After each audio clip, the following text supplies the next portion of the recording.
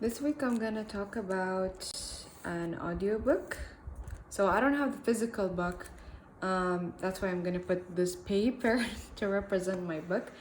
I had it open like this, but it kept flying because it's not like normal paper, it's tissue paper.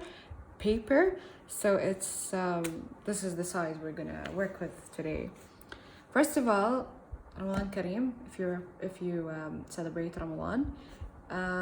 It's gonna be Ramadan for a couple of weeks, so I'm gonna just say Ramadan Kareem every week, I guess. I'm trying to make 2 videos a week, because it's fun for me. It's fun for me to talk about books. Today, we're gonna talk about Klara and the Sun. I just finished it. Can I say I read this book? I think I listened to this book because it's an audiobook. And the audiobook is really fun to listen to because the narrator sounded like a robot. She talked like Siri, so she was like, I went to, but I don't know how to copy her, but she talks like Siri, and her narration was so good. If I find the name of the audiobook, I'll link it, but probably not because I'm lazy. And I do these videos just because I want to talk about books, not because I'm trying to promote anything. Or anyway, Klara and the Sun is about this. If I would pitch it to you simply, it would be Toy Story but with AI and Astro Boy, I guess. It's a little bit like Astro Boy. I don't want to ruin the story, but it's written in first person. Klara is what they call in the book an AF, our artificial friend, I'm assuming. Do they say that? I don't know if they actually said that or not, but I picked up on it very fast. The first chapter I thought they were like phones or something, but then she said we walked, and then I was like, oh, okay, they're robots. So in the beginning of the book, she is in the store, and she keeps describing the sun. So the sun has a huge part of in this story.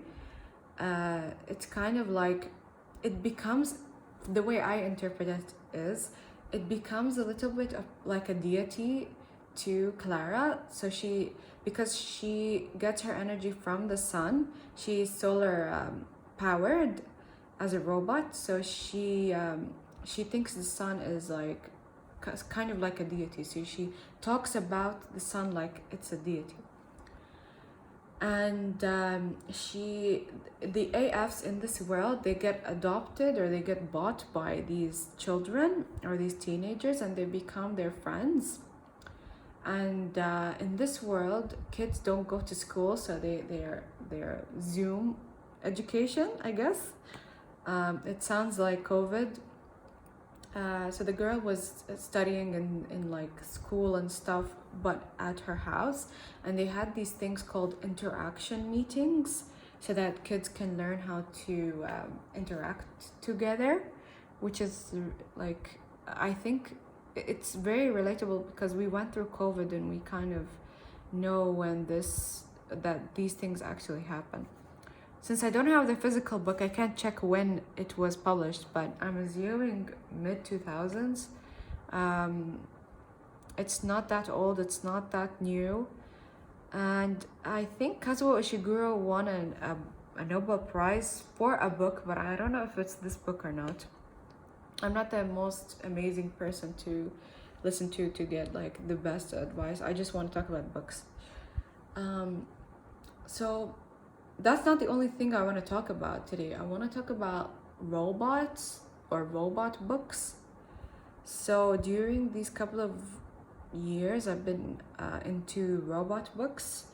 I bought a couple. So I bought this book about robots a couple of years ago. I haven't read it yet, so it's kind of like a book haul book. And it's about gods and robots. So it's about ancient robots from the past. If you know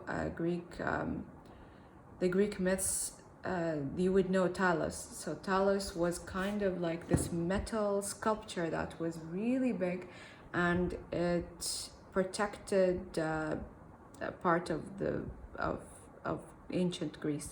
I'm not sure which legend Talos comes out in, but I remember from Jason and the Argonauts, the movie from the 60s or the 50s, I don't know when it was distributed, but that movie, Talos appears, and I always thought he was kind of like a robot because he's a metal sculpture that awakens, or he's powered by something, and he has a weak point and stuff like that. So and I'm kind of interested in ancient technology. If you know, like Zelda and stuff like that, if you played Breath of the Wild, they have like this cool technology in the game, and the technology is kind of what I think this book is about. So it's kind of powered by magic. Or if you watch Atlantis, the cartoon, the Disney cartoon, you would kind of get the idea of what the robots, ancient robots look like.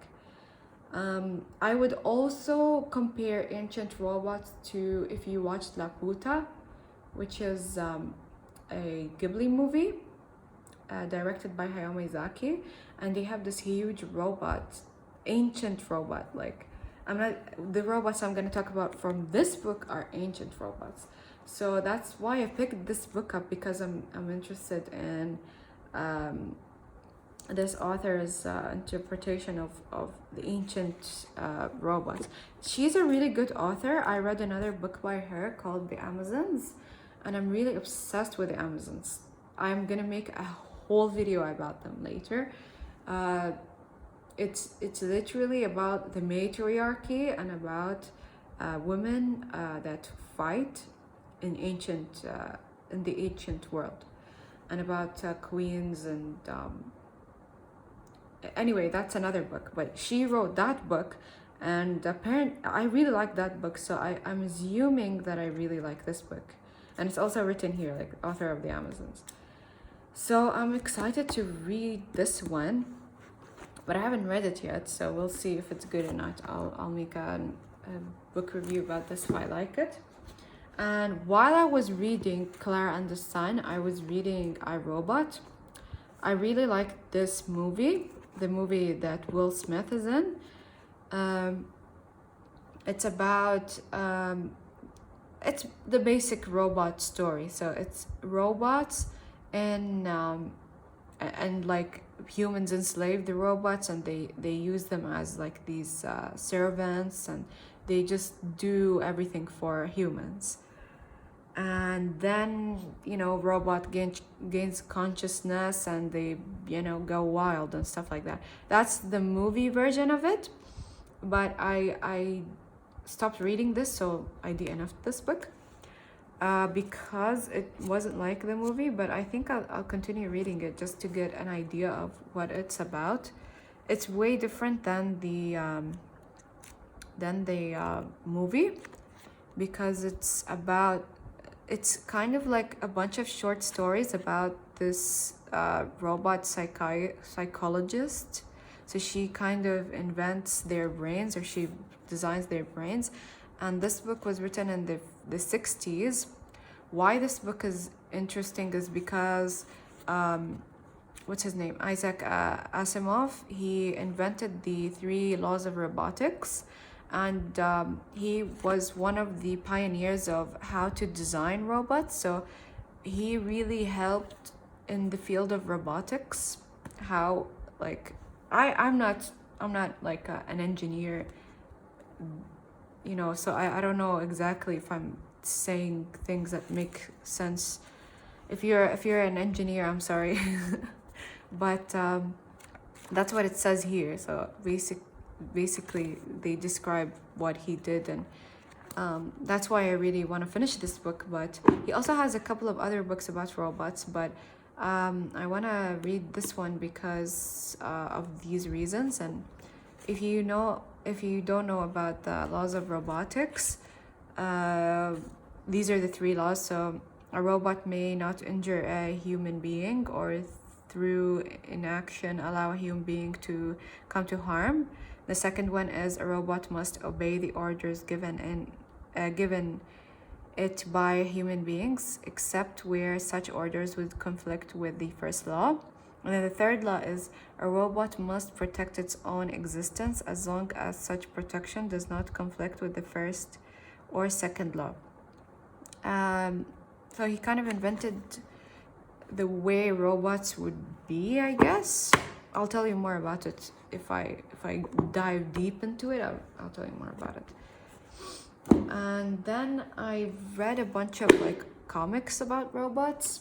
I love Urasawa, so I also read a lot of Japanese comics and independent comics and comics that are considered high art. Even though I don't like describing high art and low art, I think all art is should be one kind of art because it's subjective. So you can't say something is high art and low art. But I think Urasawa is like, he gives comics a weight. So that's why I really like his work as an adult. So I used to read comics as a kid. I read a lot of shonen and stuff, and shoujo, but as an adult I started reading a lot of Urasawa and Junji Ito. This story is about, it's a retelling of Astro Boy. If you grew up with Astro Boy, I think everyone knows who Astro Boy is. If you don't, Astro Boy is one of the most famous Japanese comics ever written. And it's about this, it's kind of like Pinocchio, but he's a robot. So his dad, his son died, so he builds a robot that looks exactly like his son, and he puts his memories in him. So Astro Boy goes through like these little adventures and stuff, and his father's like, no, you're not like my son, so I don't want you. So he disowns him, and it's like a whole story. But this comic book is about what do they call it? It's about one arc in that comic, and it's about robots and humans living together. So what I like about this comic, and it's way different than this. So let's say if I would work on it chronologically, it would be this book because it's ancient robots, and then we have this book which is like when robots were designed, let's say in our centuries, and how robots are thought of as like these servants, and how they will be doing like manual jobs that people don't want and stuff. And then after that they rebelled and they want like to gain consciousness and stuff. And then this book is when robots get their rights. So what I really liked about this book is there's literally the smallest divide between humans and robots, and robots are allowed to have families, and they have rights. So they're given like I don't know, vacation days, I don't know, but they're like, when I was reading this book, I was so confused by how robots and humans interact. And they have this thing where it's kind of racist. It's such an interesting comic. I want to make a whole video about this comic. And there's a new Netflix series that came out about it, so you can just watch that if you're not gonna read this book. Why I say it's like kind of racist, because people are upset with the robots and they don't want them to exist, so they have like these hate crimes against them. And there's like I don't want to ruin it for you, but I feel like I've been spoiling most of these books for the people who are watching this during these videos. So I'm just gonna tell you anyway. They pass through this entrance that says human and non-human, or like robot and human. So if you're a robot, you have to pass through here. If you're human, you have to pass through here. But like that kind of triggered me a little, because I was thinking about things that happened to humans that resembled this, and how racism worked in the past. and I was like, oh, that's really terrifying. Like, it kind of made me relate to the robots. It's a really interesting concept, and I want to go deep into it later when I get the full comic. I read the whole thing, but I want to get the physical comic before I make a book review about it. Anyway, now we know like my background about robots and how I was obsessing over robots. Let's talk about Klara and the Sun. I feel like I take too long to explain the book, but whatever. Klara and the Sun, as I said, it's about like, if I would pitch it, it would be like Toy Story, and it's like a kid getting this AF, and they live in this world. What I liked about this book was his description. So it's told from Klara's point of view, and she's a robot, right? She's an AF. And she's very observant, so she describes things in a very technical way. Like, I concluded that this person is 34. I approximated this time. And then she says like, this person usually comes at this route at this time.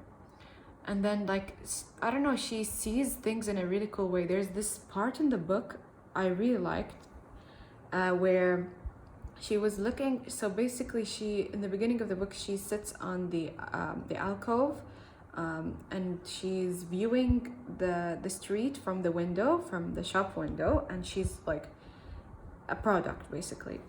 And she's looking outside the window, and there's these two taxis, and there's a gap between them where she sees a human child, and she's walking, like the taxis are moving, and she's walking exactly in the gap between the taxis. And I thought that was like the most beautiful visual. And then she says, then the taxis moved a little far apart, and an AF appeared walking far away from her. So she's telling us about the world and how AFs can be treated, or could be treated nicely, or could be treated badly. And I felt so bad for the AF, because like the owner doesn't like the child that owns the AF doesn't like the AF, because it's teenagers, so it's like over the AF. But it makes sense in this world to have these AF things, because they don't have schools, right? Or they're gifted or something. So they have these AFs to keep the child from being lonely. So that's the whole premise of their existence. And then after the child goes to college, they fade away, or they die. So that's the whole purpose of the robot. This kind of robot is to be with this child until they die, basically. So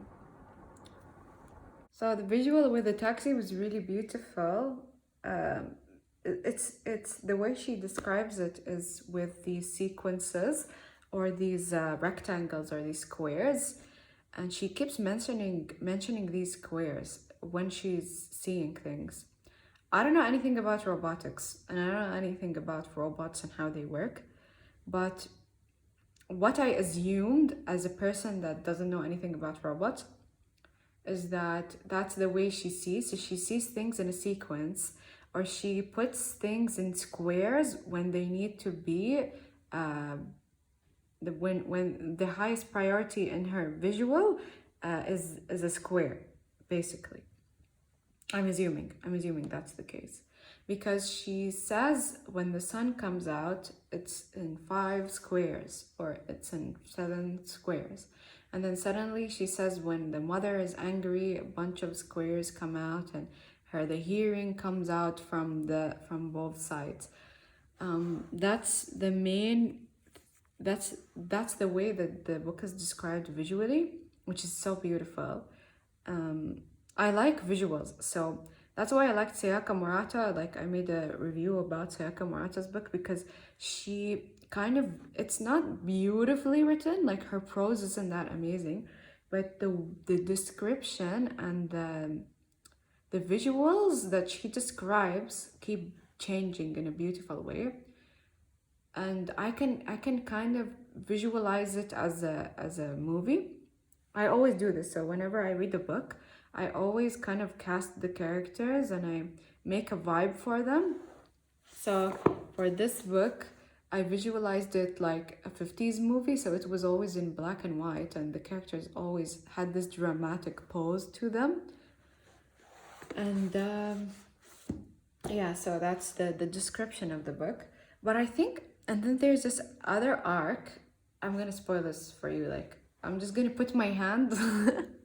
They do this in the booktube, so I'm gonna hold this book until I finish the spoiler. Okay, when I put it down, you can stop listening. You can listen.